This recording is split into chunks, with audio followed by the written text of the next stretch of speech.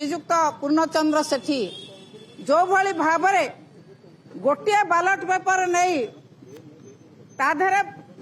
दुईटी तीनोटी गार पकई बोली कही पुणी गोटे गोटे बालट पेपर नेले मु एजेंट थी सेठी मु जेते कंप्लेन आमे करिछु इलेक्शन कमिशन सुनिले नाही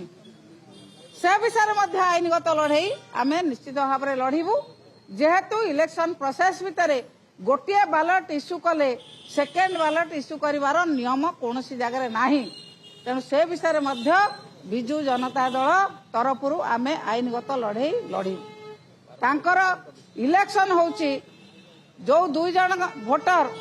बालट पेपर चेंज कले से भोट होची अवैध भोट से भोट ठीक भोट नुह से माने बारंबार बालट पेपर चेंज कर दी जगह तीन जगह लेखिकी कहीकि तापर बालट पेपर नहीं से भोट दुईटी रिजेक्ट होवार आवश्यकता थिला किंतु को परिस्थिति रे इलेक्शन कमिशन पुणी सेकेंड बालट इश्यू करिसंती से विषय मध्य बिजु जनता दल आईनगत लड़ई निश्चित भाव में लड़ब एवं तांकर